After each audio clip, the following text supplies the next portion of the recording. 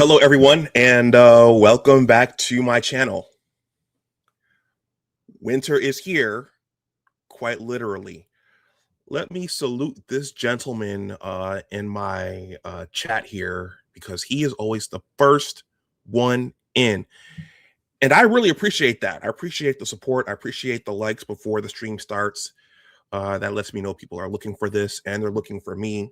But I appreciate my diehards, people who are here, regardless of whether or not I have a popular guest like Dr. Tia-San Johnson or Dr. Ronald Neal next week. I appreciate the folks who keep coming back to see me, whether or not I have something high profile going on or something just punching the clock. All right, so today is February 1st, 2026. January is behind us. There are 11 more. Well, I don't have 11 fingers, but there are 11 more months left in 2026. And for reasons I won't share, this year is not off to a so happy start for me. But I'm going to keep that close to the vest right now. And yeah, so I did a tribute to Kevin Samuels last Black History Month. And I thought this would be a good way to kick off Black History Month 2026. And not just reflecting on his legacy, but also acknowledging the arrival of other truth tellers. So I will see you all on the other side of this intro. This one is featuring Dr. Ronald Neal, who will be here with me next week, God willing, as my father says.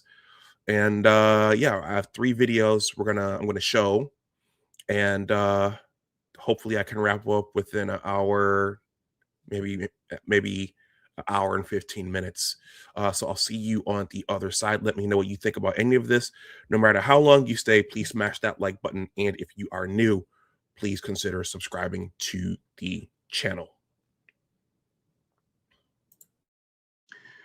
So, where did this topic come from?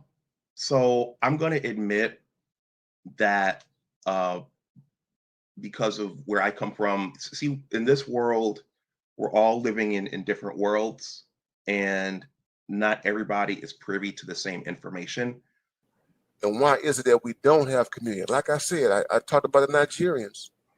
They don't want, they start introducing OnlyFans in Africa. Now, they got trafficking, they got all kinds of sexual stuff going on there. But there are certain things that are Western that are being introduced in Africa, in those countries, that are not African, that are not a part of their traditional orientation. And when they can recognize that, that tells you that they have something that makes them who they are. And that's one of the reasons why when they come over here to the US, even though they're not as enlightened as we would like them to be, that's one of the reasons why they separate themselves from us. So the reason the Nigerians separate themselves from us, the Ghanaians separate themselves from us because they have a clear idea of who they are and what they're not. And that says a lot about this whole notion of community. So, where did this topic come from? So I'm going to admit that because of where I come from, see, in this world, we're all living in different worlds, and not everybody is privy to the same information. Hey everyone, welcome back to Big Discussions 76. My name is Dr. Anwar Yusuf Dunbar. I think mostly everybody knows who I am, but if you don't know, I'm a scientist, writer. I'm a scientist, author, blogger, and content creator. The stuff is right there. I think when this broadcast to YouTube, this is going to be over here. But I wear several hats. And today we're going to talk about I'm going to give a nod to the late Kevin Samuels, and I'm going to acknowledge the other truth tellers who have come forward. That snippet that you just heard was from my discussion with Dr. Ronald Neal in October. We were discussing his book, Beyond Death in Jail. And if everything goes according to plan, Dr. Neal will join me again next Sunday to talk about some notable figures from his book, like Ellis Coase, Orlando Patterson. And we're going to love on Bell Hooks a little bit more because she's intertwined with them in those parts of the book. But today I want to give a nod to Kevin Samuels and his legacy. And I know that this is me presenting this maybe making enemies of some people. Some people, I don't know who I'm going to meet in the future.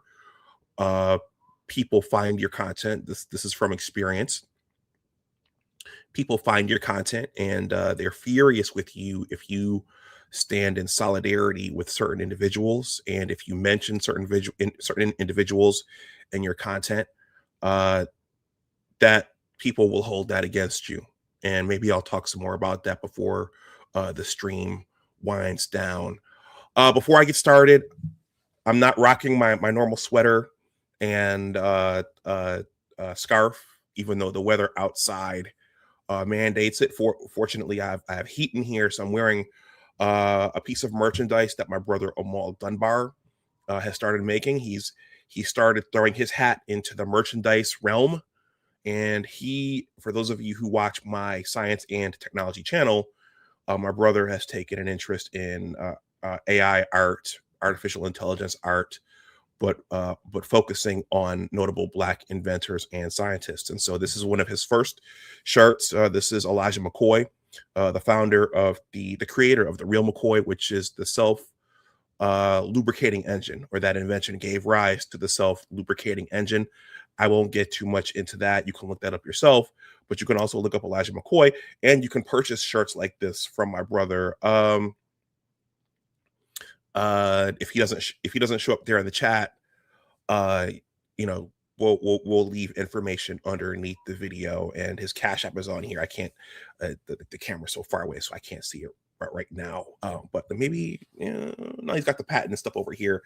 The QR code is right here. Anyway, I'll be wearing this merchandise throughout Black History Month and beyond. And if you are interested in purchasing this type of merchandise, this is only going to this is what I call his first generation models. So you'll see more of this, and you'll see this start to grow and expand. So with that, let's talk about a 2026 Black History Month nod to Kevin Samuels and the arrival of other truth tellers. So those of you, if you look at the thumbnail, that is the Night King from Game of Thrones.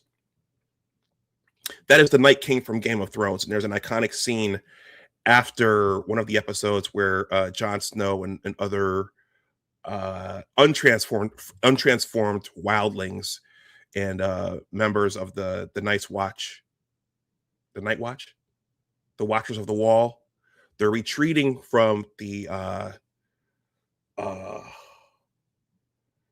that land beyond the wall. I can't, it's been a while since I watched it. But the Night King and his army of the dead, they're advancing southward towards King's Landing. And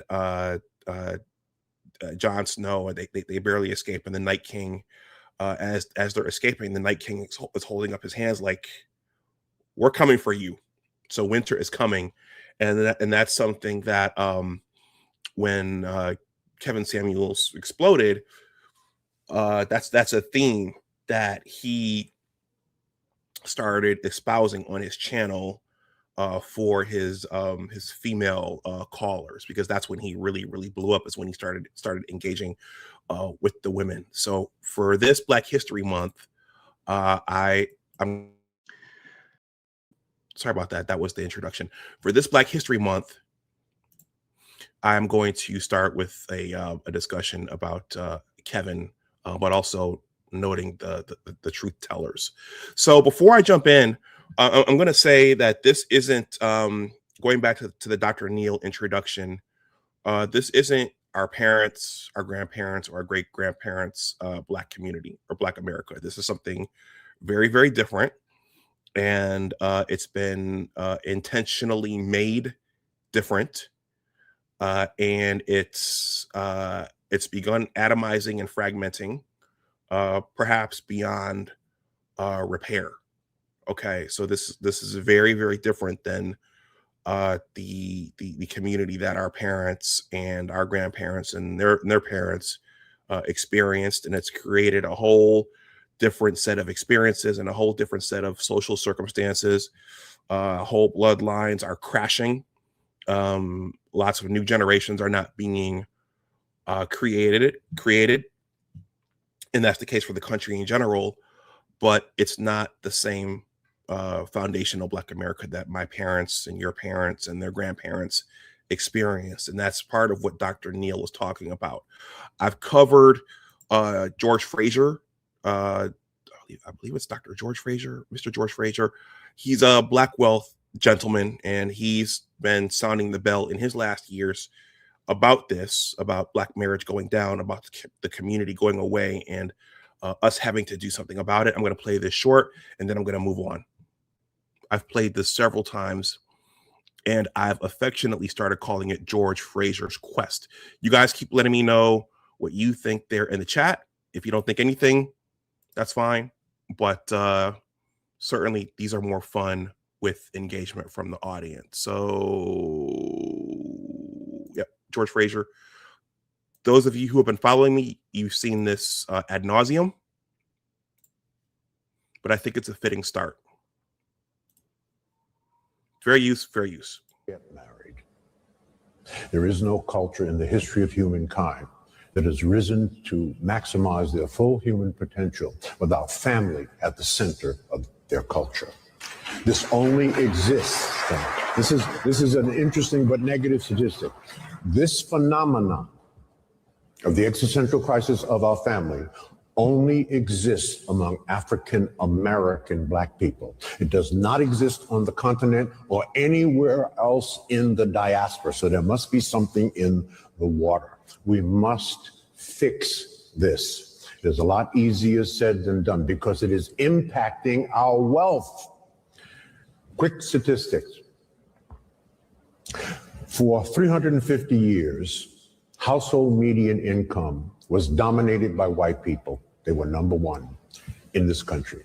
They no longer are number one, they're number three, and there's a reason for it. So who has the highest household median wealth in America? It's East Indians, $104,000 a year. What's the marriage rate in the East Indian culture? 94%. Two are working. Who's number two? Chinese Asians. Household median income, $110,000 a year. Marriage rate close to 70%. Number three are white people. Household median income, $88,000 a year. What's the marriage rate? Almost 50%. Down significantly. Number four are Hispanics. Household median income, $61,000 a year. Marriage rate close to 70%. We are at the bottom. Household median income, $55,000 a year. Marriage rate, 34%. And projected based on facts and statistics that if we do not fix this, because white folks ain't fixing this, our marriage rate will be in the low teens in the next 20 years. We must, this is an enormous challenge. That's a whole talk by itself on how do we fix it. It can be fixed, but we have to, first of all, understand that this is a problem. No one's talking about this problem. This is a huge problem. It's the number one problem in our culture. So we must fix it. Wow.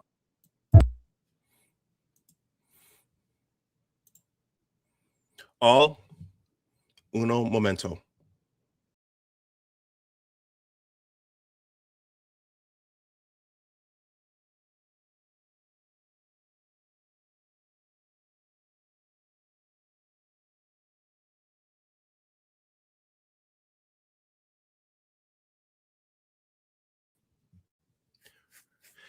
T. Rither likes to joke that Dr. Dunbar has a pot roast going on the stove or in the oven while I stream, and I do have something going over there. I just had to turn it down. Okay, so that's George Frazier's quest. I've spoken with Dr. Tiasan Johnson several times, and I just spoke with Dr. Neal in October. I'm going to talk with him next week, and they both agree this is not close to being fixed. And there are a lot of other things that have to happen in order for this to be fixed. But I think that two things. We as a group, we have bigger things to worry about than what's happening in Minneapolis. Okay. And the other thing is, interestingly, Mr. Frazier, surprisingly, a couple of months ago came out and talked about Kevin Samuels and the good that he did and how much he enjoyed his content, which was very, very surprising. So I'm going to use that as a backdrop for this. I've made, like I said, I did a live stream last year on Kevin, and I did a follow-up stream, but these are some things that I noted. You can go back and watch the whole thing if you want, but I noted, I talked about, I highlighted things he spoke to the men about on his show before addressing the women. And I'm not going to go over all of these, but these are talking points that he put to the men before talking to the women. Okay. I'm going to go through these briefly. Why are you here? That was to me. What have you visited my website? That was to me. What are you sprinting towards? That was towards me. What's your purpose? In other words, how many hours a week are you working? Are you generous? What do you do with your spare time? That was to me during our consultation. Are you the best version of yourself? That was to all of us. What do you deserve if you're not your best self economically or physically? Okay. So those are all things that he put to me personally. He put towards me personally when I interacted with him, and also towards the men in general. Now things got really, really spicy when he started addressing the women, which is often usually the case, because that's where, well, see, I don't want to say he was doing it because of the money, but just by nature, things get a little more spicy and the fireworks start flying a little bit more once the women get involved. So these are all questions that he asked the women on his show on a nightly basis. And this is what led to a lot of the killer clips and a lot of those now infamous clips that we saw then and that we see now. Rate yourself, height, weight, and dress size. What's wrong with the average man? Okay. How much does it cost to live in a major city? How much will it cost for a man to sit you down so that you don't have to work? Okay. Do you want to have to work to pay major bills when you get married? That was a huge one. Okay. And that's a very, very relevant question today. What do men want? Okay. Does a woman's value change with age? I think that's one. I think that's one that burned a lot of ladies right there. Have you already met your husband? I think that was another one that burned. Should a single high value man take care of your kids? That's another one that burned. Are you looking for your Boaz? That's a church reference. Do you know where the high value men hang out? Okay. So that's a high level summary of the questions that he would address to the women who would call his show on a nightly basis. I did say that I worked with him briefly. I went to Men in Training in Dallas. There's me in the back. It was a sobering experience. It was an educational experience, but it was a good experience none the less. And the last thing I'll say is that after those two lists that I made up, I realized that I left off the concept of finishing school, because when I went to Men in Training in Dallas, I started blogging, and I intended to write up a summary of that trip. He did share to me that part of the reason for Men in Training Dallas was that it was supposed to be like finishing school. Okay. And so for those of you who don't know what finishing school is, it's as the name implies. So you in recent years, and I think in the middle class and upper middle class and high society, once you finish your academic training, there was a social training that you were supposed to get.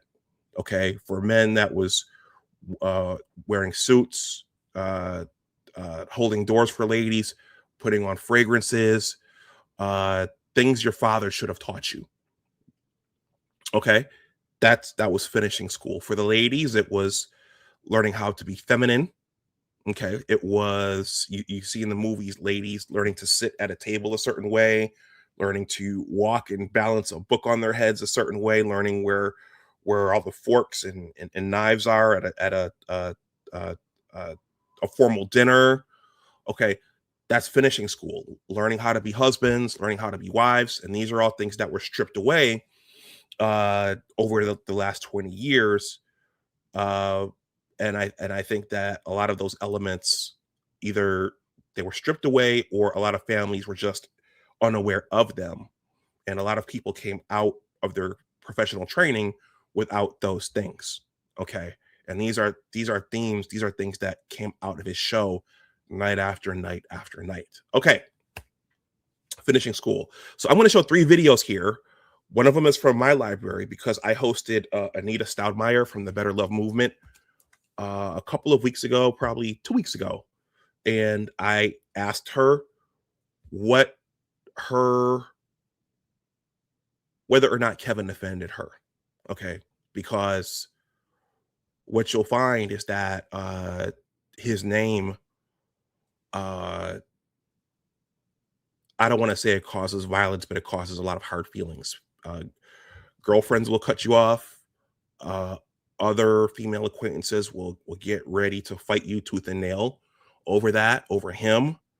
And so whenever I meet ladies who are trying to correct the female side of the gender, or who are even saying some of the same things, I like to see what their viewpoint is. And Anita Stoudmire, I'm going to play that little snippet of the interview now, and then we'll move on.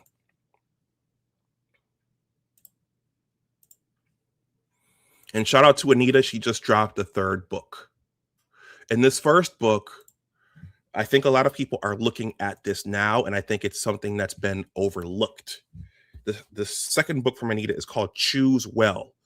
So there's a lot of focus now on what women are choosing and why, who they're choosing and why, and who they're not choosing.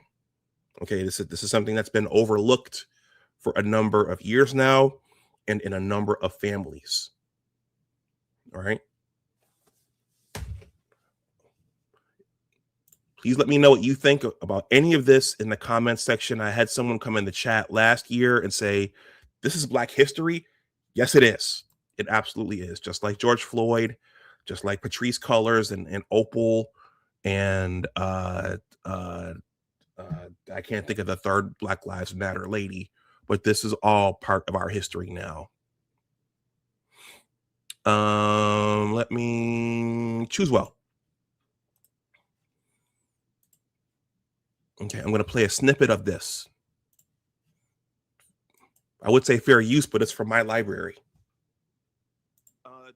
This is gonna work us back to therapy, but this is could be a touchy one for people watching. But I'm sure you've gotten this question, and I apologize if this name angers you. But were you offended by Kevin Samuels and his show?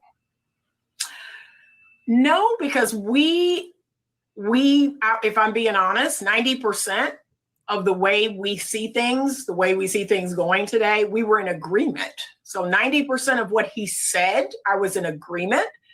The 10% was when he got triggered, right? He would get triggered and then he would get real disrespectful. And he would say it was because I guess that other person got real disrespectful. That's the part that I didn't jive with, because I am a true believer in men and masculinity and stoicism. And, you know, I believe that a man should be that role model. And there were times where, whether it's something the woman said, something that she did, but it would trigger him. Yeah. And then he would step out of that role. He wouldn't be the role model. He would start that way. And I was like, yay, stay there, stay in that strong, stoic, masculine, just very cut and dry, very, you know, this is what it is.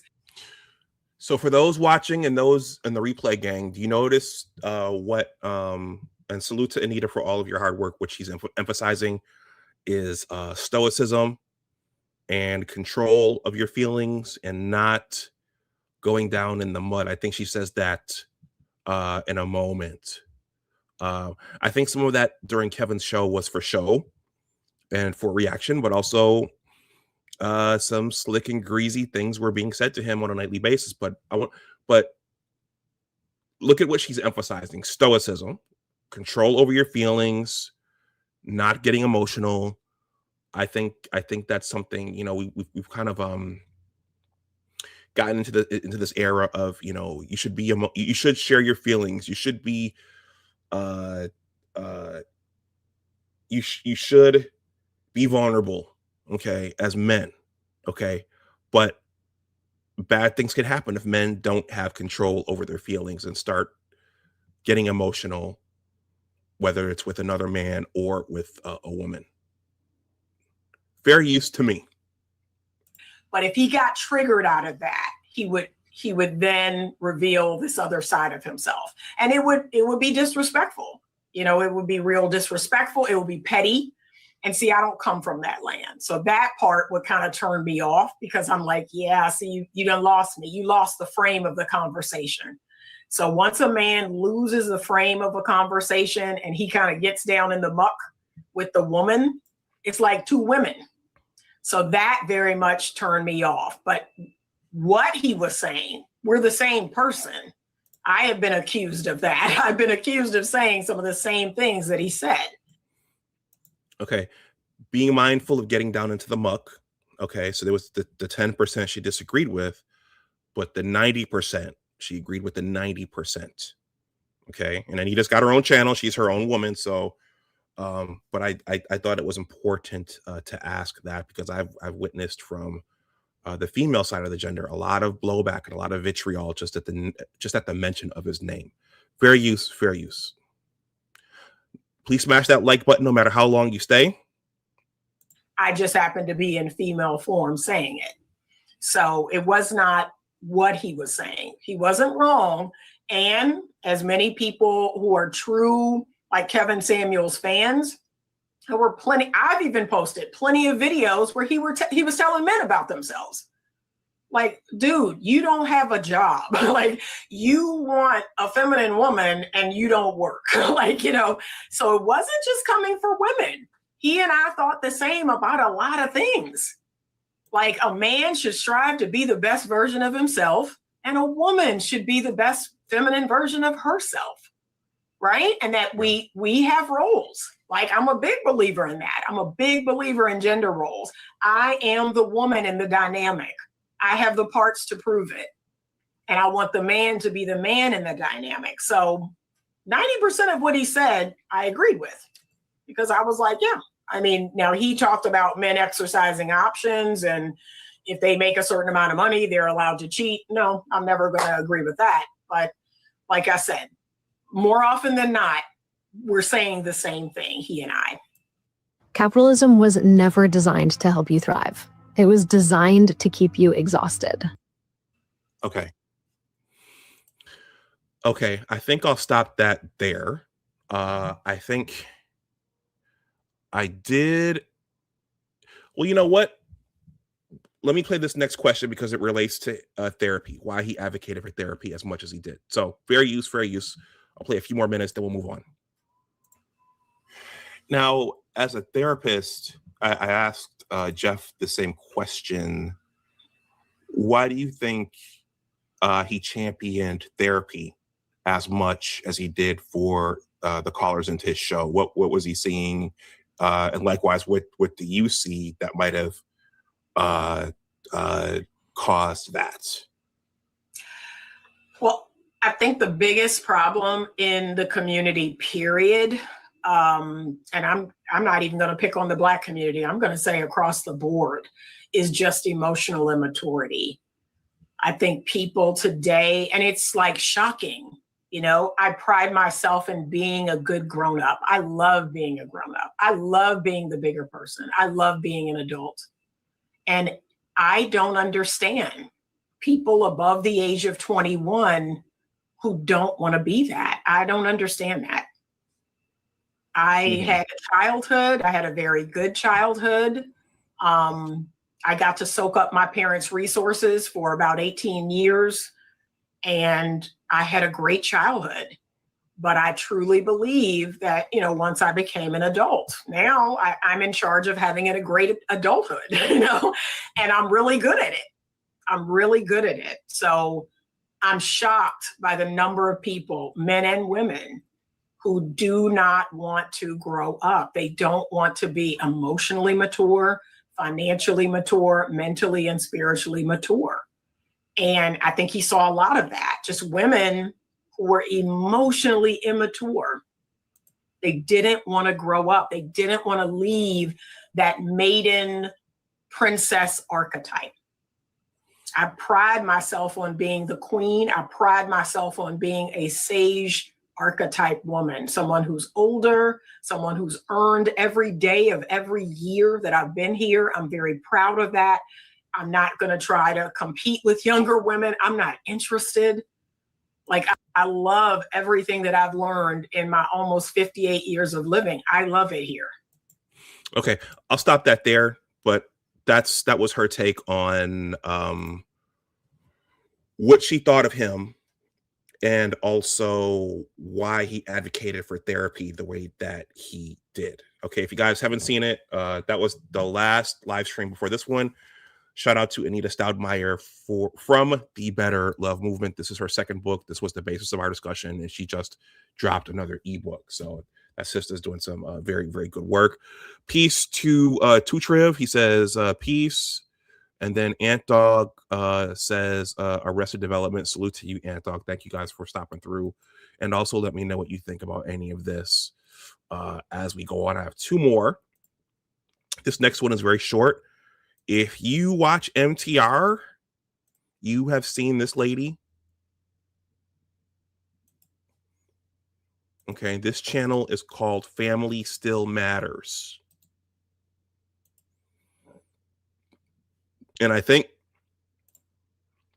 one thing we've been missing is more seasoned older ladies, more seasoned ladies.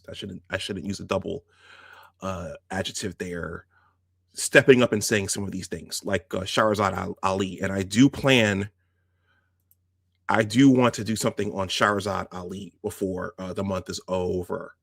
Okay, so if you guys watch MTR, you've seen this lady. Maybe the algorithm has brought you this lady, but this one is entitled Kevin Samuels Exposed this undeniable truth about Black women after his death. Fair use. MTR highlighted this one, so I think I was going to do it before he showed it, but he showed it first.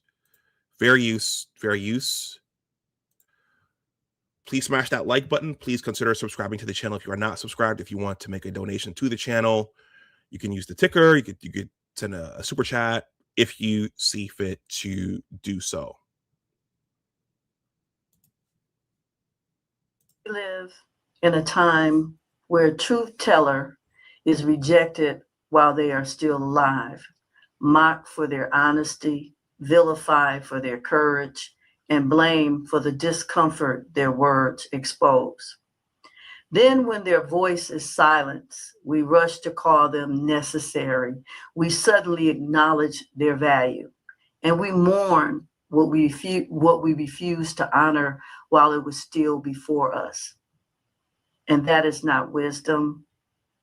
That is a tragedy our culture continues to repeat.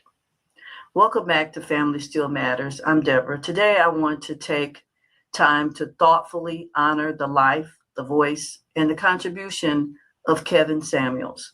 So salute to Deborah. This is one of the other truth tellers I referred to in the title. Okay, this is a boomer woman, and salute to her for stepping up and saying this. Fair use. This is not about agreement. This is about honesty, legacy, and what happens when truth is spoken and rejected. Kevin Samuels did not create the tension between Black men and Black women. He did not invent broken homes, relational confusion, or unrealistic expectations. What he did was say out loud what many were already living with but refusing to confront. People came to Kevin knowingly. They asked questions while already sensing the answer. So that's an interesting point, because in one of the I told you guys I in a former relationship in a past life, I got scolded and reprimanded for standing in solidarity with Kevin.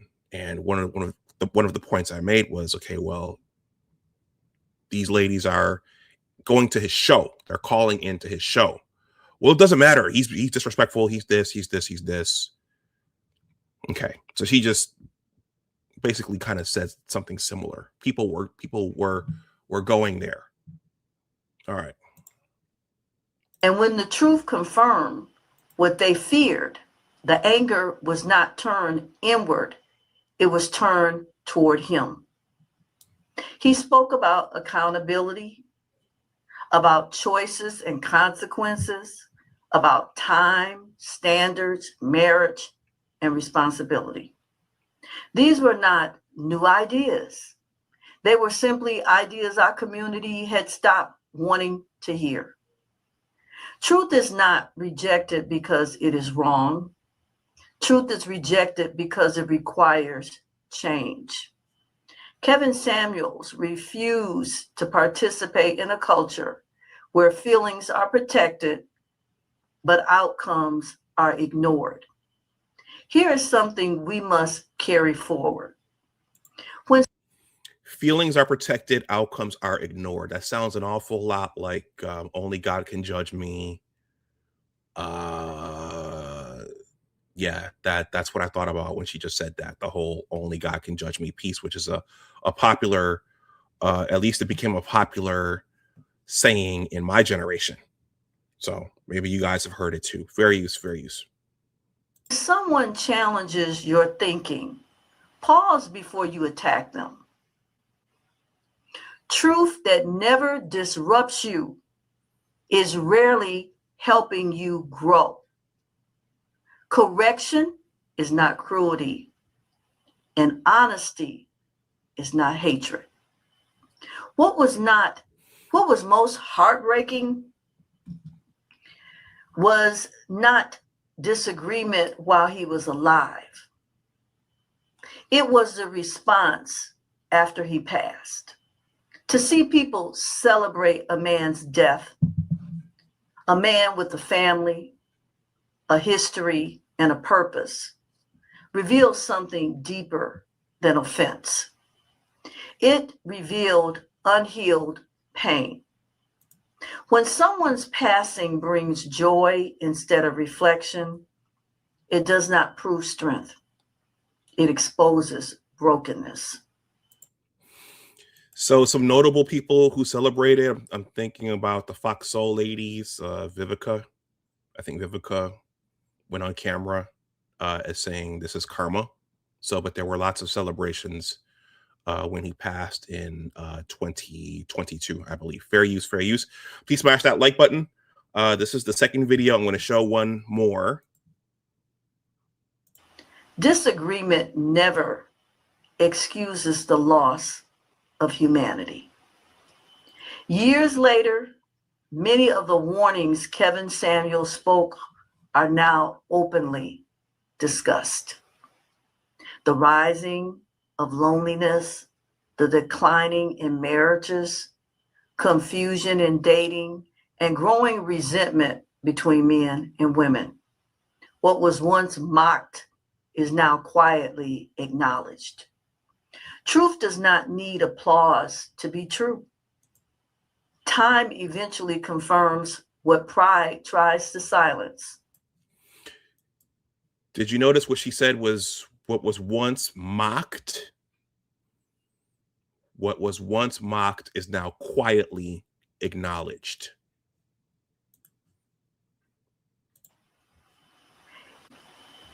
Just ignoring truth does not make it disappear.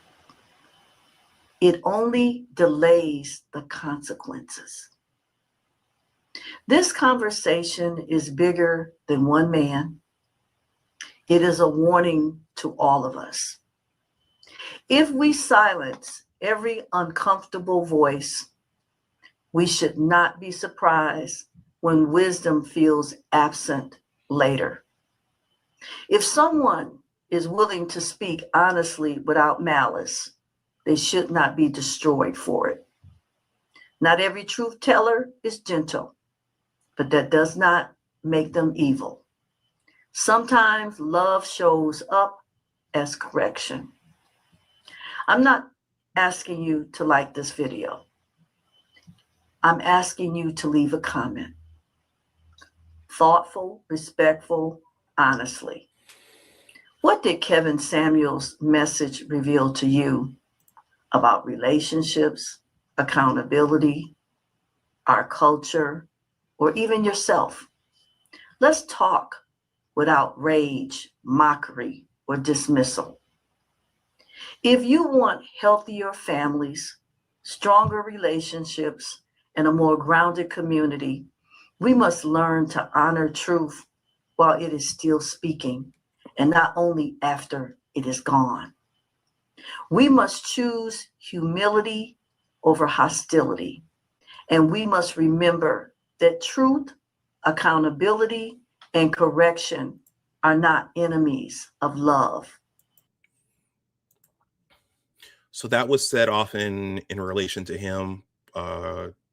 Correction and others. Correction is a form of love.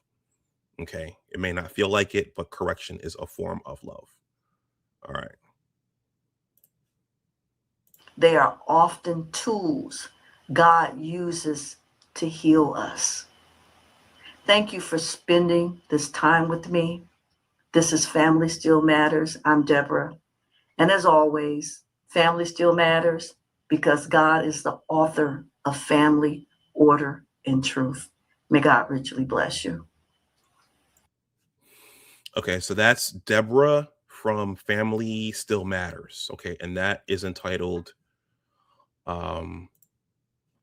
Kevin Samuels Exposed This Undeniable Truth About Black Women After His Death. Okay, so when you think about the things on his show, remember whole family bloodlines are crashing right now, not just in the Black community, but also in the we're in a birth rate crisis here in most of the Western countries. But think about where all of the stuff that was being discussed on his show. Think about where it was leading, and think about where things are now. Okay, can any of this be reversed? I think Dr. L thinks so. There are others who said, you know what, it's a wrap. Get on a lifeboat and sail to safety somewhere yourself.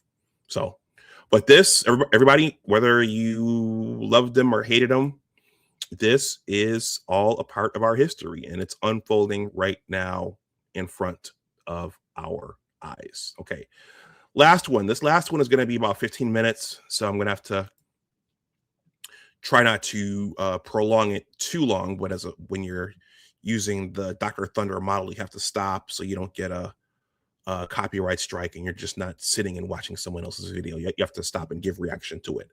All right, please smash that like button. Please consider subbing to the channel if you are not subbed.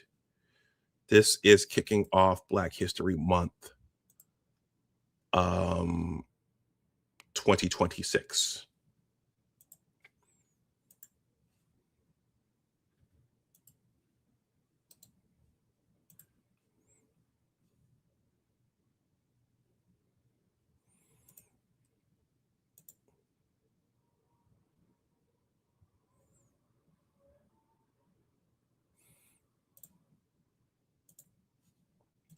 So I saw this one this morning, and I decided to throw it in the queue, as they say.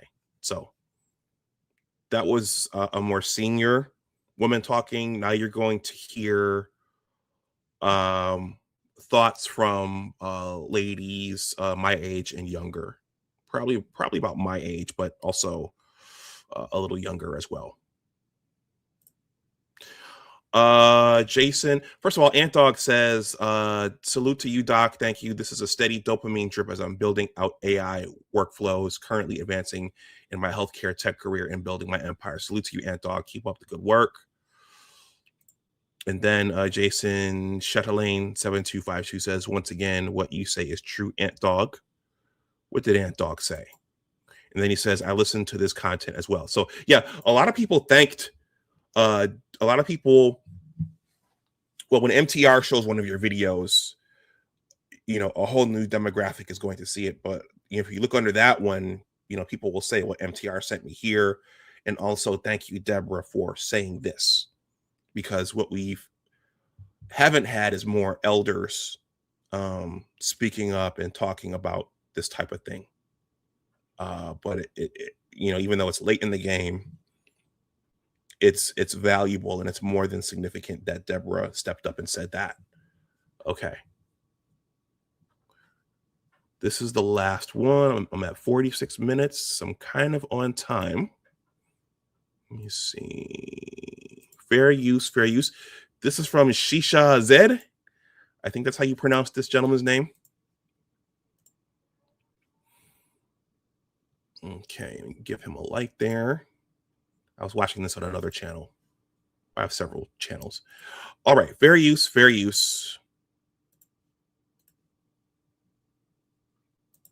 15 minutes, 51 seconds.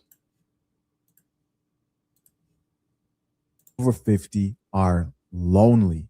Kevin Samuels was right. Drink the coffee, it'll make you feel better. Are the words that you're going to hear come out of the women's mouths that I'm going to show here on screen. A lot of people get very sensitive when it comes to this age topic, because when it's actually playing out in real life, it is sad to see. For some.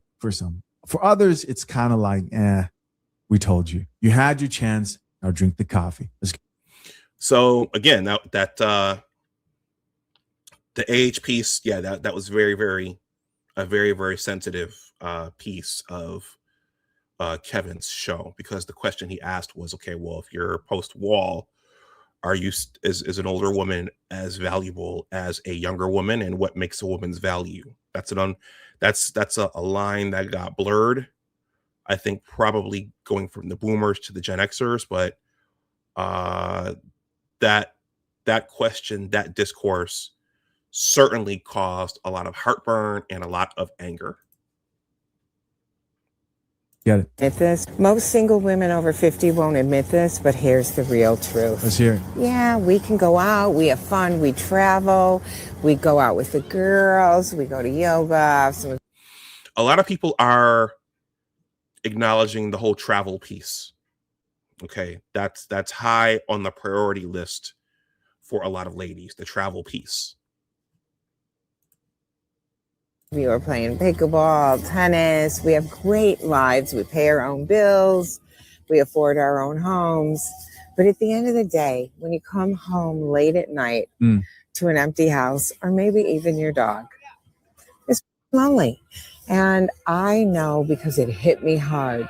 I went to Mexico, women's retreat. I came home filled with love, connection, gratitude, embodiment, empowerment.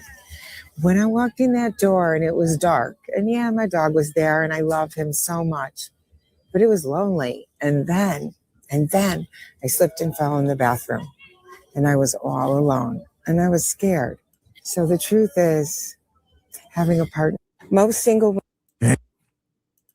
Okay, so you heard she went to the women's retreat. There was lots of love, lots of probably positive affirmations, but when she got home to the dark home, her animal was there, but there was no man there. Okay. Yeah. Listen, when Kevin Samuels used to say, buy a dog and die alone, people used to fall out of their chairs, act like he's saying something that's just so hurtful, so painful, just so terrible. Then something interesting started to happen.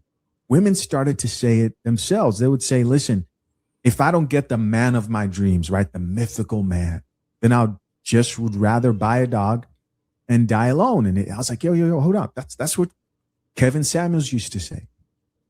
And it would trigger so many chicks. And then life plays out. And exactly what he said and suggested, they did.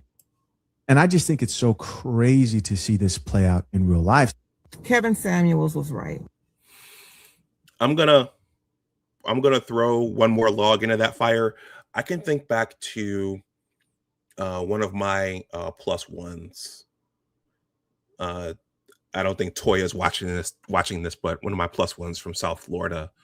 And when we were going through our stuff, I can recall one of her friends telling her, you could either try to work this out with him, or you can get a dog and grow old by yourself. Okay, so this was a conversation between two ladies. Okay, hold on.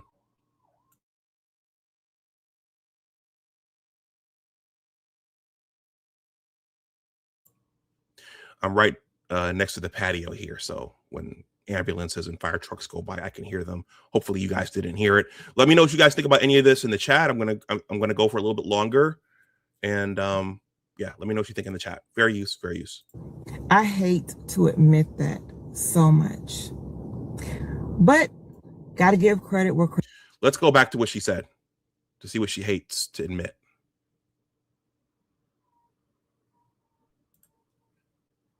In real life, Kevin Samuels was right. I hate to admit that so much, but got to give credit where credit is due. Kevin Samuels was right. Ladies, winter is coming. Winter's and here. Last night proved to me that I need a man. For real. What happened? Because I almost died in my room. It was 30 degrees in Houston last night. My toes almost froze off. Unfortunately, we got to stop with this strong, independent bullshit, because when it gets cold outside, we cannot cuddle up with our independence. Okay? So you heard it for yourself. She says my toes were freezing. And that's the moment I realized Kevin Samuels was right. Drink the coffee, it'll make you feel better. Because for those of you watching, there's this lady just mentioned we need to stop with the strong, independent bullshit. So there's a reversal there in strategy. For those watching in the chat, there's a term for this now. There's a term for that. Does anybody know what it is? Fair use. And I think I will do a stream on it for the person who coined this term. Does anybody know what that term is?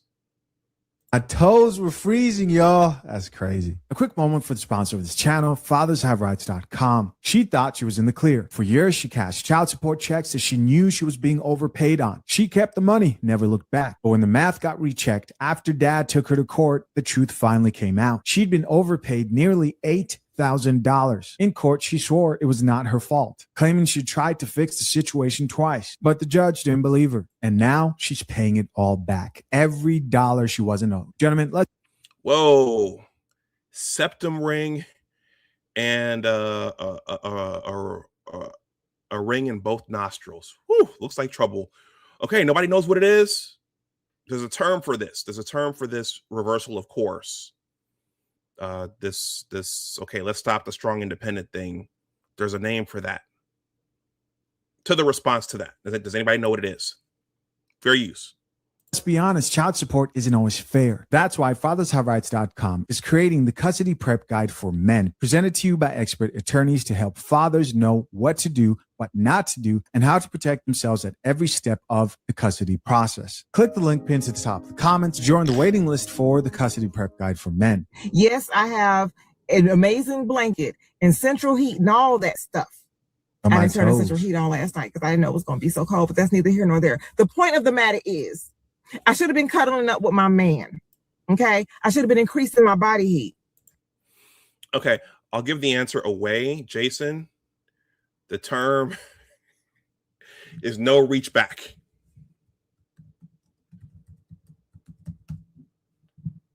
No reach back.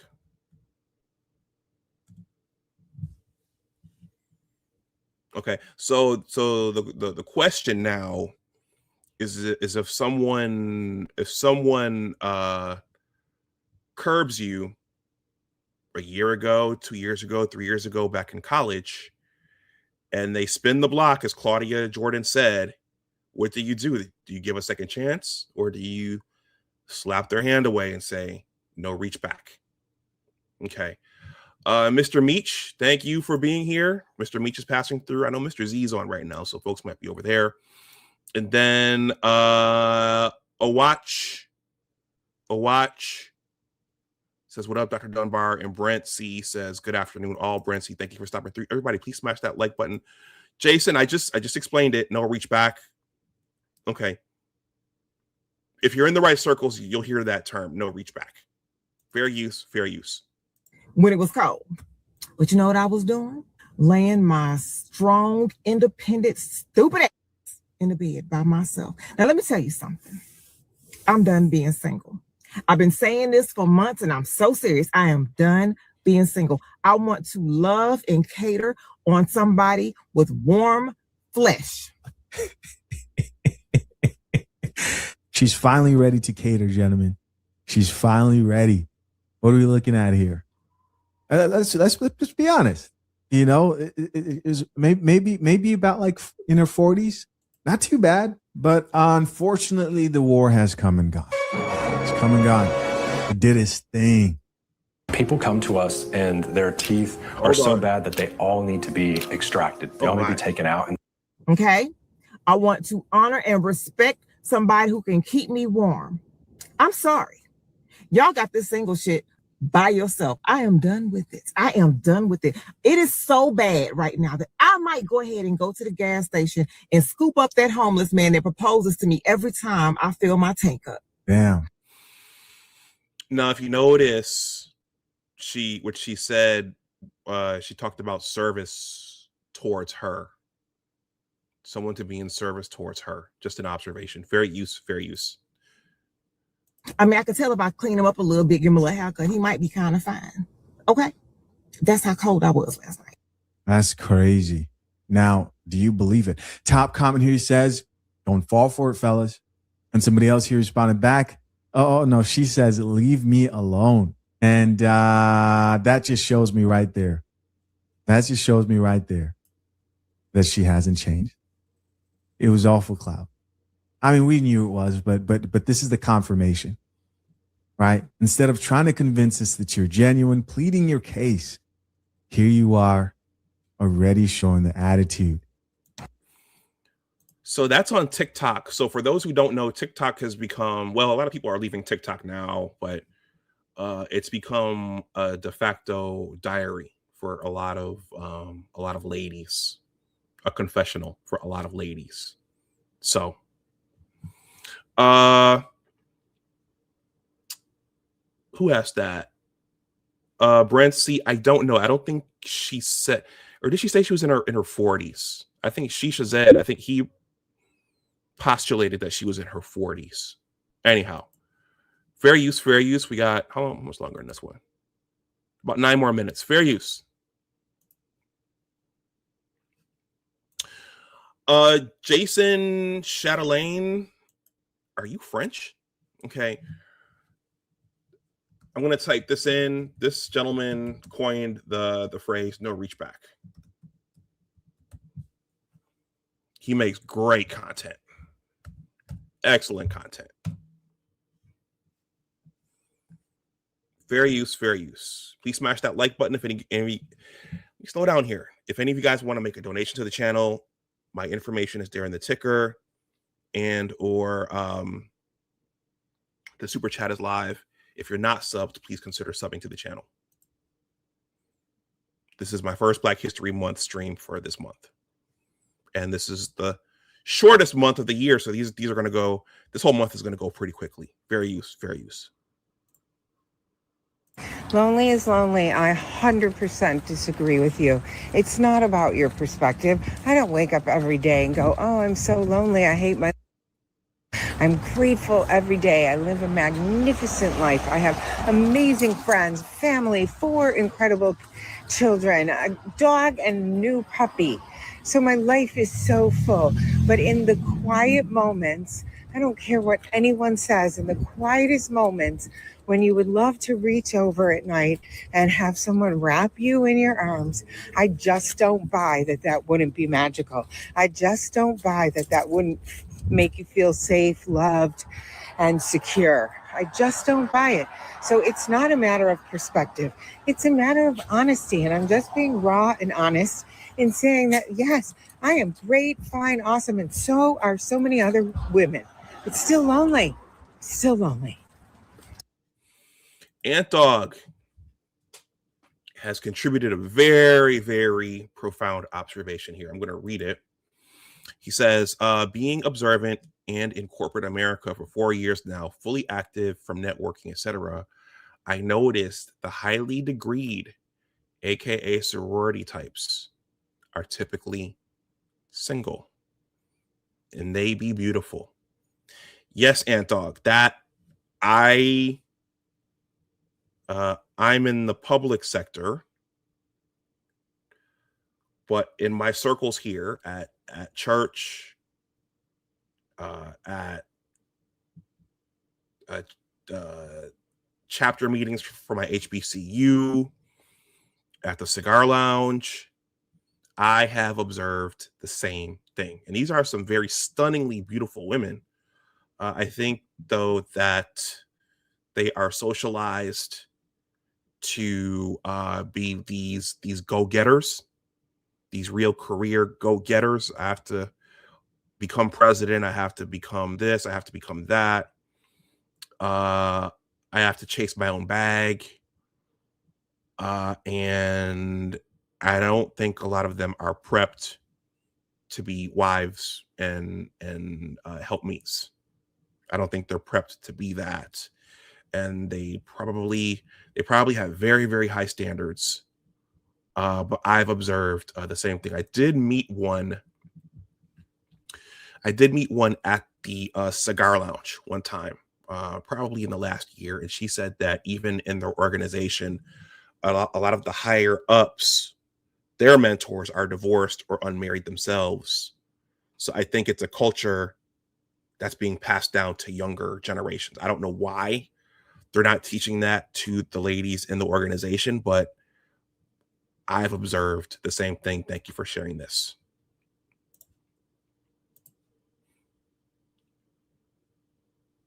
This lady looks Italian. She might be mixed race, but she looks Italian or Anglo.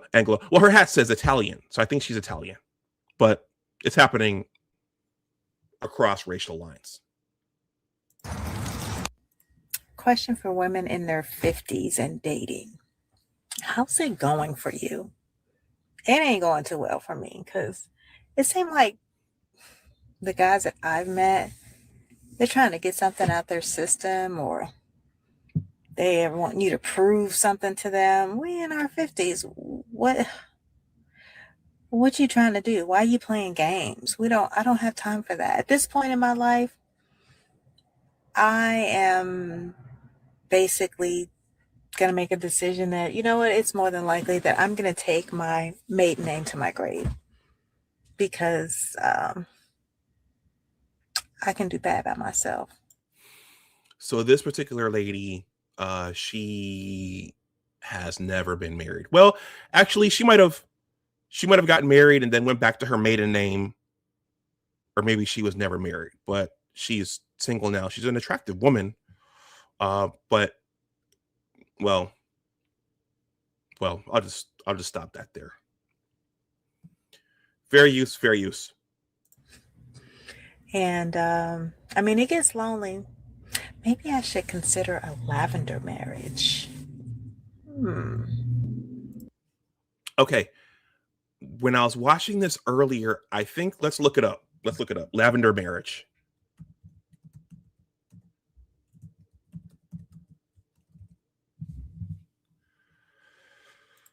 This channel has an education focus, so we should learn something here, especially when we see vocabulary words that we don't know. A lavender marriage.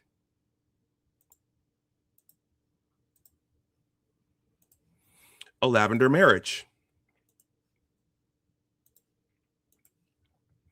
From AI Overview, a lavender marriage is a male-female union, often of convenience, where one or both partners are legitimate. They're legitimate and use the marriage to conceal their sexual orientation. Historically, this allows individuals, particularly in Hollywood, to avoid discrimination and maintain public heterosexual appearances. Today, it is evolving into a modern, often platonic partnership for companionship, financial benefits, and shared life responsibilities. A lavender marriage. So she's toying around with that idea.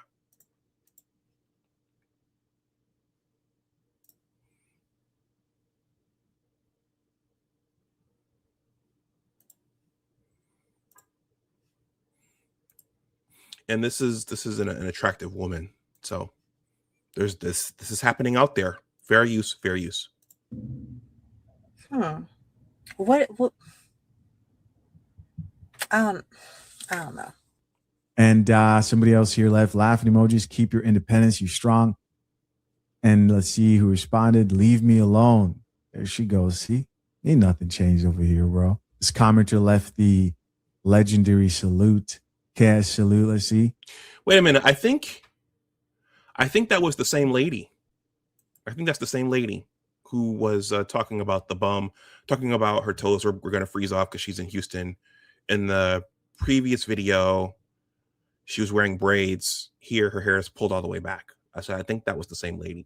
Anyway, fair use, fair use. The GOAT. The teachings of Kevin Samuels will live forever. Let's see if maybe there's an additional video posted. So I've been seeing some videos on my For You page, and I think that it is finally time to discuss the female loneliness epidemic. Because I know the men have had their own thing, and I'm not here to talk about that. I'm not a man, right? But I will say that the men are more built for it than us. So most of you all know that we've been bombarded with the male loneliness epidemic. That's across races. But this lady says some interesting things, such as men are more built for it than women are. So fair use, fair use. We are not built for this shit, ladies. We don't know how to be alone. These men have been bottling up their emotions and not sharing them with anybody since they were 6, 7, 8 years old. Some of us have never done that. We've always had someone to talk to, a friend, a family member, a significant other, something. And it seems like in 2025, the girls are running out of options because the dating market is terrible. Y'all are literally making fun of girls that are in happy, healthy relationships, saying that having a boyfriend is embarrassing.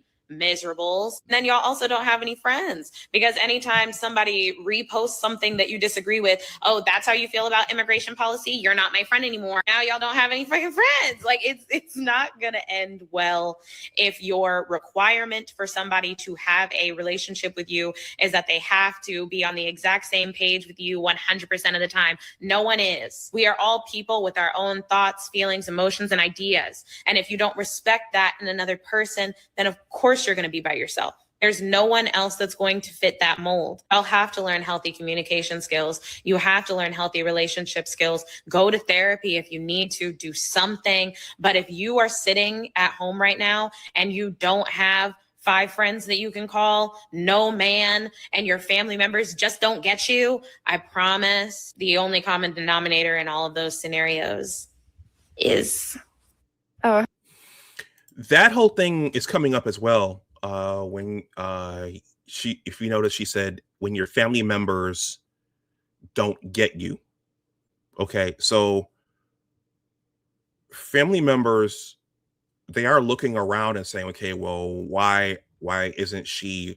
I mean, they're looking around and saying, why isn't he married? Why isn't she married? But that's a big thing. Why, if your family members don't get you? Okay, and there's a lot of that going on.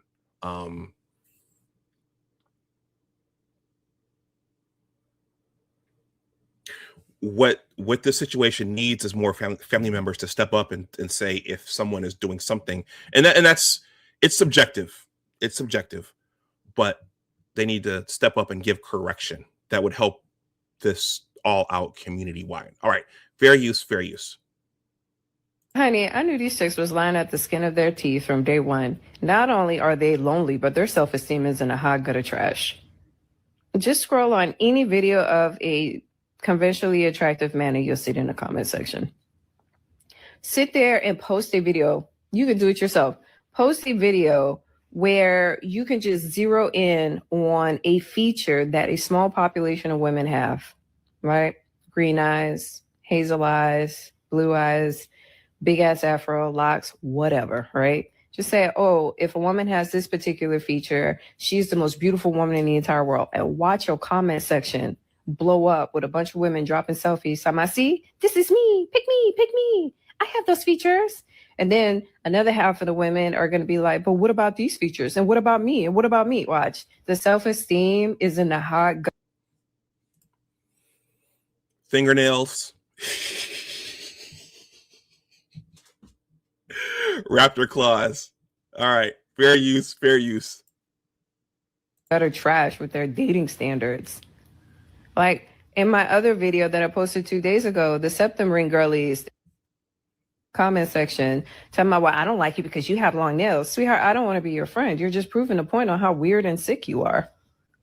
You're definitely proving the point of the theory. Because all I said was, I don't want to watch your videos, and you are breaking your neck in my comment section to the point where I have to block you because you gone full-blown single white female. 19. Okay, so all nails aren't bad. Okay, but when they get too long, some of them look pretty, but when they get too long and they're pointy, you know, it can be a bit much. Fair use, fair use. We're almost at the end, guys. 1993 version of the movie. This is black women and white women going full-blown psychotic and stalkerish because I'm like, I don't want to be your friend. I don't recommend women doing that because these chicks are really cuckoo. I don't recommend anybody doing that. That's how cuckoo they are. But their self-esteem is in the trash. And the whole time they were sitting there trying to push this narrative about, I'm so happy. I don't need a man. Okay, sweetheart. If you were so happy, why are you constantly having to announce it every 3 to 5 minutes? But sweetheart, if you got some patience, wait till Valentine's Day. Oh, Valentine's Day. The misandrous red pill content creators, oh, that mask falls off so fast. All right. He's entered the building. Mr. Dr. Dunbar has a pot roast going. Mr. You should interview Dr. Orion Taraban for Black History Month. Mr. Michigan sucks. The Bills suck. What's going on, T. Riddler? He says, Doc, these young ladies catch your eye. This woman is attractive. I'm not a fan of the super long nails, though, T. Riddler. I mean, T. Riddler, what do you think? Putting me on the spot. Fair use, fair use. That loneliness really does show. It is quite comical because if a woman is truly comfortable with herself, she wouldn't be breaking her neck trying to engage in content that's not for her. If her self-esteem was really good, she wouldn't give a shit about it. These broads are lonely and their self-esteem is in a gutter trash. This is why they are so thirsty for validation and community on the internet, because no one ain't checking for them like that in the real world. All right, so she posted a Kevin Samuels video. Let's check it out.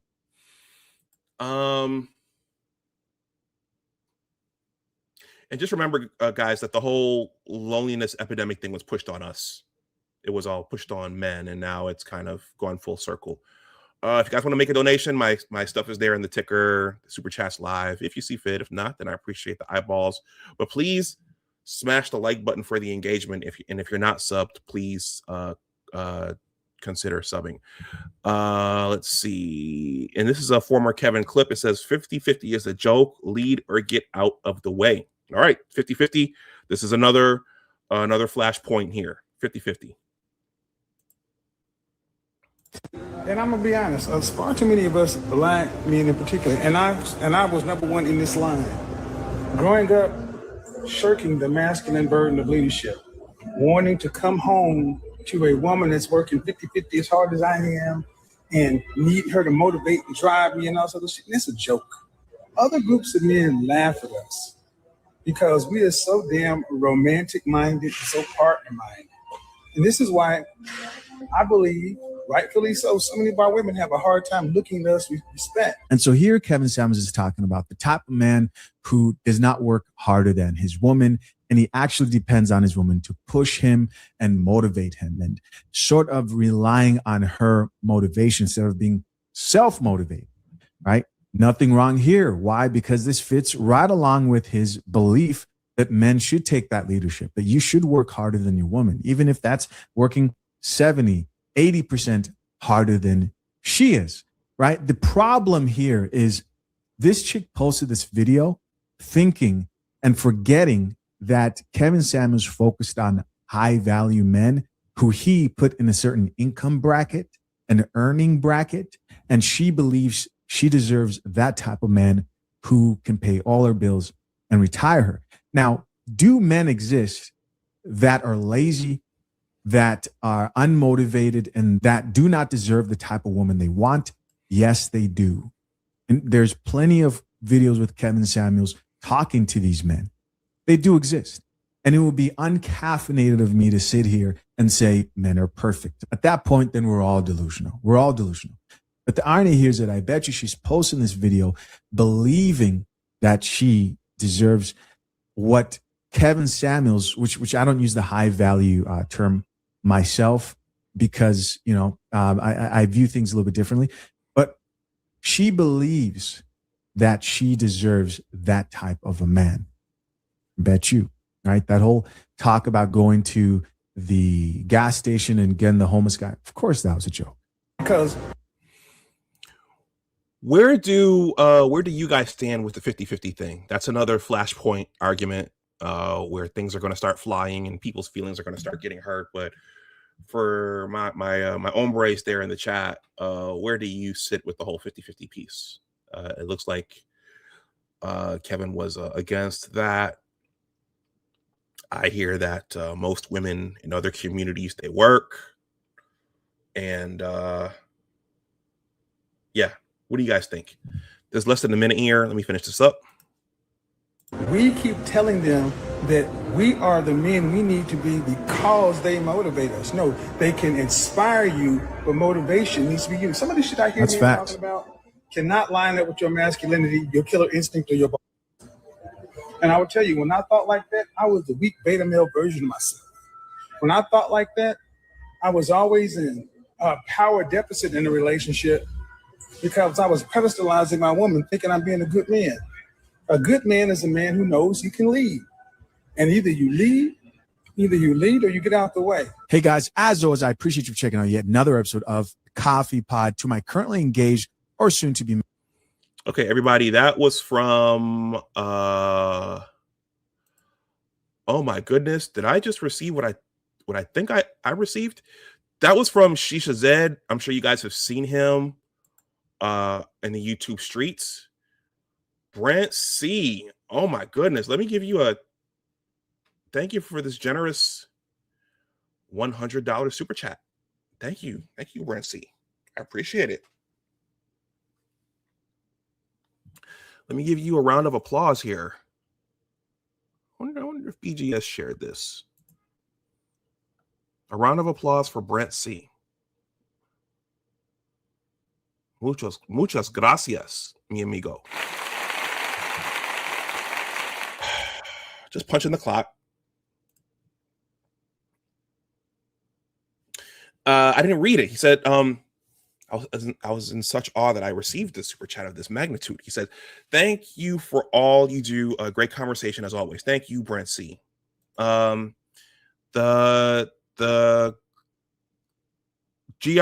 great pre, I can't read, I don't know what that means, but he says, the great pretender. See, this is what makes YouTube fun. In addition to T Riddler, it says 50-50 depends on circumstances and preferences. Yeah, I think I'm not giving anyone relationship advice. I'm not qualified to give anyone relationship advice. I am a scientist, author, blogger, and content creator and thinker.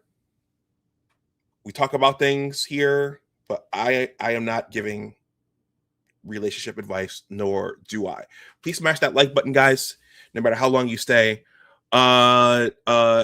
Accidental cynical optimist says, highly recommended 50-50 for the common everyday person. Well, you need for that to not go 50-50, you need a man who makes enough money, and you need a lady who will agree to a lifestyle, a quality of life.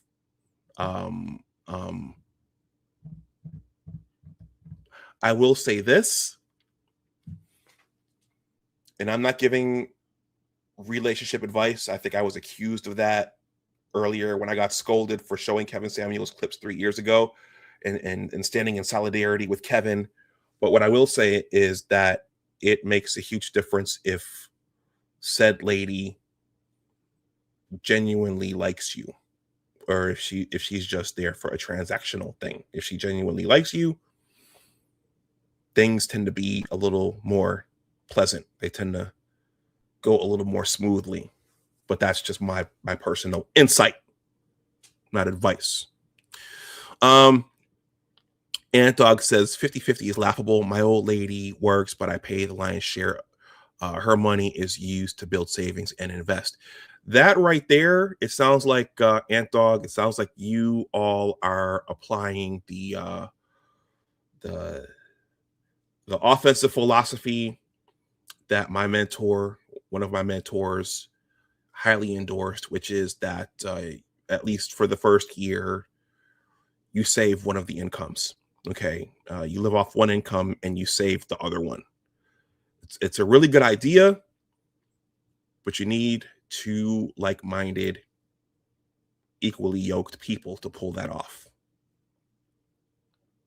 NC Worker says, good afternoon, everyone. He says she pays the car insurance. Peace, NC Worker. And Antdog says, yeah, she has to respect and love you. Very true. Yeah, that makes a huge difference. Why she's there. Okay. I'm at 1 hour and 22 minutes. I do have another something that I need to do. So I don't intend to go long. I know next week, me and Dr. Neal, we have to be off before the Super Bowl starts. But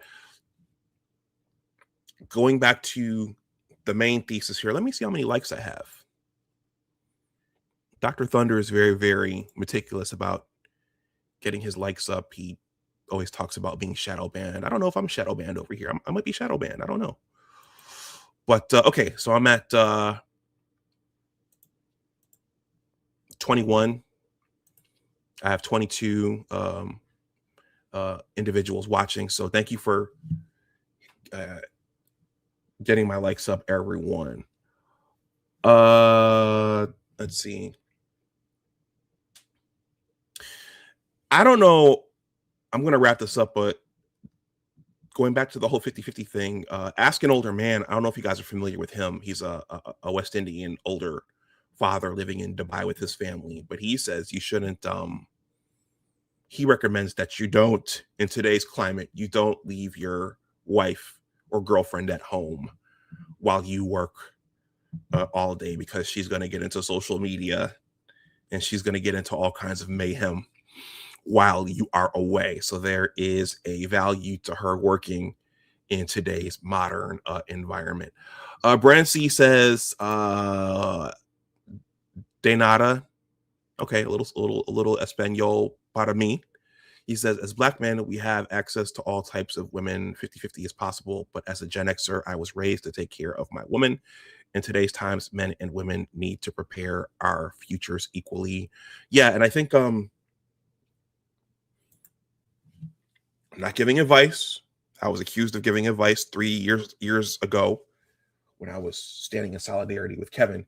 But I think as an hombre, it's important to have your own purpose and your own agenda and your own roadmap, and then select accordingly. Okay. And then select accordingly. Okay. So if you're of a money saving, frugal mindset, you have to be mindful of who you allow into the gate and who you partner with.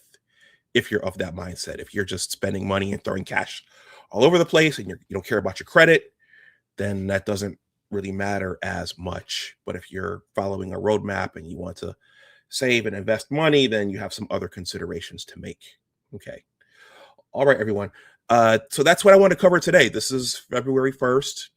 Black History Month is kicking off next week. Before I talk about next week, someone wandered in here last year and last year's discussion about Kevin and said, is this Black history? Is this really Black history? And the answer is yes, it is. Kevin is a part of Black history, and all of the crash outs, no 50-50, no reach back. You know, I'm not eating at Outback. I only want to eat at Michelin star restaurants. I'm not going to settle. This is all Black history. This is all part of our history now. Okay, 54% of Black men being single and childless. This is all part of our history now. According to Medium Man, Black men's marriages are going up because more are marrying out. Okay, that's a part of our history. All the Black women getting laid off last year. Okay, that's a part of our history. Okay, the failed Kamala Harris presidential run. That's a part of our history. All of this is a part of our history. Okay, and I will report the parts of it that I see fit. And I think Kevin, what he did and his contributions, I think those are worth note, and I think those are worth revisiting year after year after year, even though I don't do it all year round. All right. And I did in Mr. Z's stream, I did note that until watching one of Medium Man's videos, I didn't know what a Michelin star restaurant was. Maybe you guys know what that is. I mean, now I know, but I didn't know what a Michelin star restaurant was. Okay. There are some people, some ladies who consider Outback Steakhouse to be unacceptable. And that's something when I met him, me and Kevin talked about, because I didn't have a feel for what fine dining was. Fine dining, Dr. Dunbar? You don't know what that is? Dr. Dunbar, you don't know what fine dining is? You don't know what fine dining is? I can look back at that and laugh, but me and Kevin did have that conversation because I didn't know what it was. My family didn't do fine dining when I was growing up, and at the Department of Pharmacology in Michigan, we didn't talk about fine dining or footwear, frames, and fragrances, or showing your work, or those kinds of things.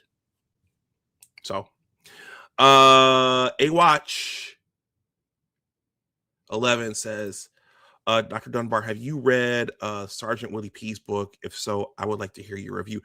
Thank you. I didn't know Sergeant Willie P wrote a book. I hear he's talked about to varying degrees by Edward and the Master Teacher, but I didn't know Sergeant Willie P wrote a book. I have so many books that I need to read, but I'll take a look at that since you mentioned it. All right, let me wrap this up. So, salute to Kevin Samuels. It was a controversial you had a controversial end of your life, but you made a lot of great contributions. The things you told me were not easy, but I remember them none the less. T Riddler says, are you still in touch with some of the guys from the first MIT? So T Riddler, I did not attend the first one. The first one was actually in Atlanta, and I remember, and it was in August. That's a busy month for me. My brother's birthday is in August, and my birthday is in August, and we were making an annual pilgrimage somewhere at that time. So I couldn't go to that one, but I did go to the second one in October. So I do, I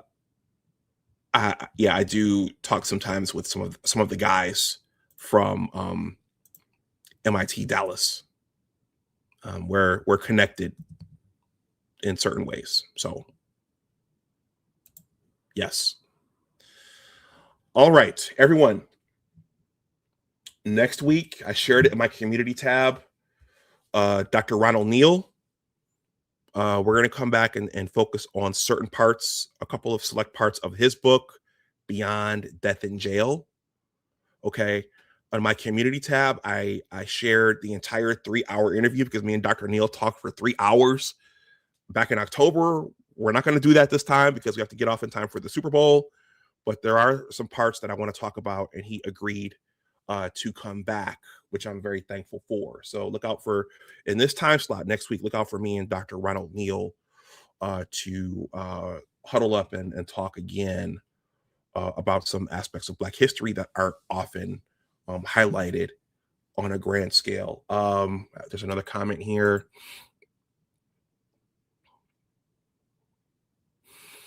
So Ant Dog says, that boy was a drill sergeant. Damn, I low-key miss him, and I wasn't an active listener. It's funny because my old lady be listening to him and asking me if I agree. She liked him. Ant Dog, are you referring to Kevin or are you referring to Sergeant Willie P? And then Jason says, Kevin was hyper aware of class. Yes, he was. He was. That was woven into most of what he talked about. But he also acknowledged the Blue Henrys. He also acknowledged the blue collar guys as well, which I appreciated. And I think the blue collar guys appreciated that as well. And that's, if you watch my discussion with Dr. Ronald Neal, my first one, Dr. Ronald Neal also mentioned that a lot of the Black community doesn't like to acknowledge social class. And I know my family doesn't like to acknowledge it. They barely talked about it when I was growing up. All right, so Dr. Neal is next week. Guys, I have a book.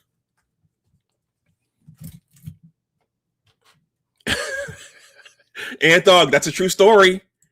That's a true story. That's a true story, Dr. Dunbar. And he said it with that snark. You don't know what fine dining is? Well, a 40-year-old with a PhD should know what fine dining is. So I agree with that, but I know now.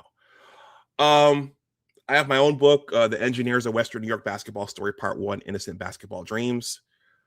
For my YouTube subs, I'm selling the hardcover for $27, and then the paperback for $22. You can use one of those methods there in the ticker. Just send me your mailing address the way that Money Motion did. I also have an online store.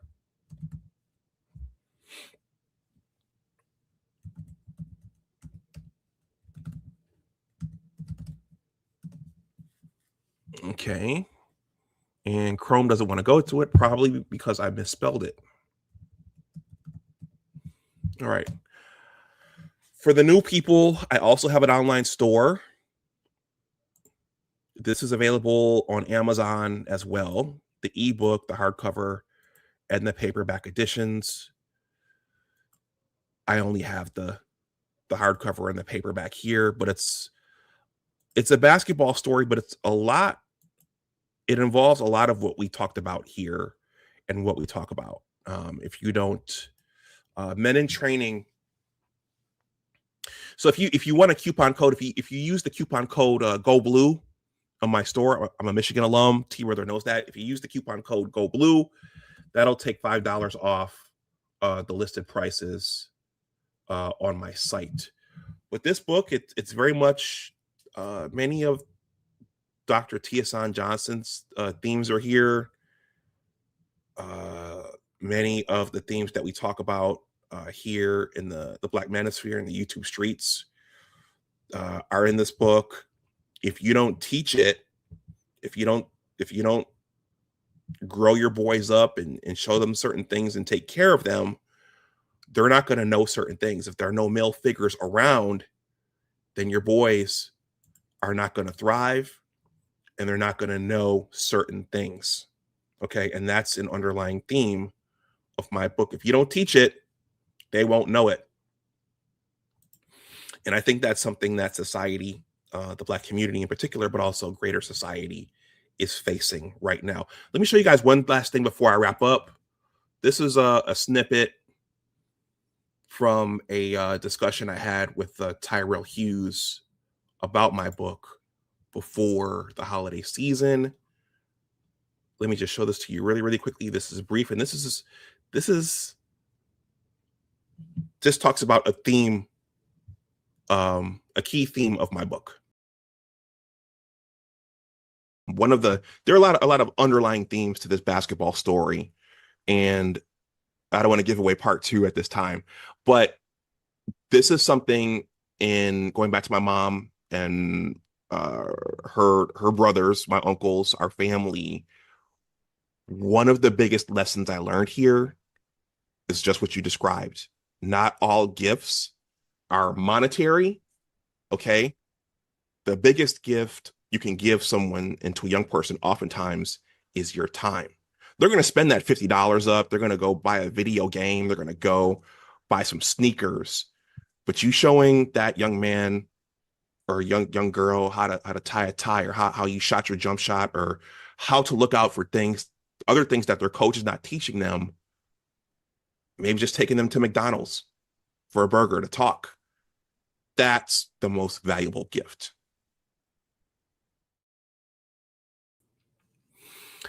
If you don't pour into your boys early on and teach them what they need to know, they're going to have to learn it somewhere else, or they may not learn it at all. It could be the great game of basketball, okay, in which their hoop dream dies, or it could be family formation and passing on the bloodline, keeping the bloodline going. If you don't teach that early, there will be consequences later. All right. Chaos Rain has wandered in just as I'm wrapping up.